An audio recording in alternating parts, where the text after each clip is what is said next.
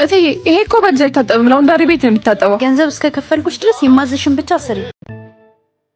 በቃ እኔ ወደ ስራ ላይ ነው። ደህና ዋሉ። እሺ ደህና ዋል። ቆይ አንቺንማ እንዴት አሽቀንጥሬ እንደማባርሽ እኔ የማውቀው።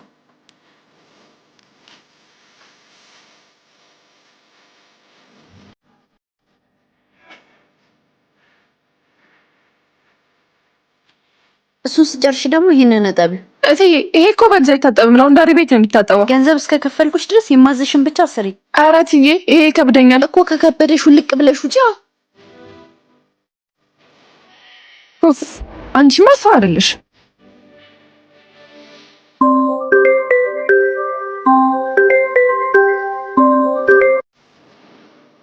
ሄሎ የኔ ፍቅር ደህና ነሽ? ትንሽ ደብሮኛል፣ እስኪ አጫውተኝ። አንዷ የምታፈቅረውን ወንድ በህልሟ ካየች በኋላ ተነስታ ሜካፕ ተቀብታ ተኛች አሉ። ታውቃለህ፣ ድካሜንም ሁሉ ነገሬንም የምረሳው ባንተ ነው። አውቃለሁ የኔ ፍቅር። ሄሎ ውዴ፣ ረያን ነኝ ፍቅረኛ። የምን ፍቅረኛ? ረሳሽኝ እንዴ?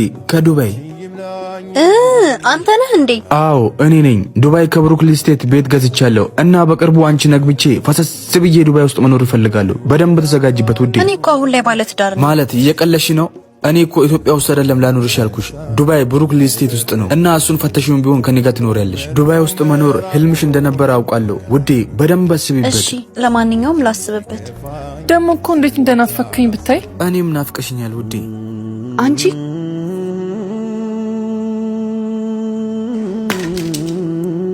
እዚህ ቤት የገባሽው እኮ ለስራ እንጂ ለጅንጀና አይደለም።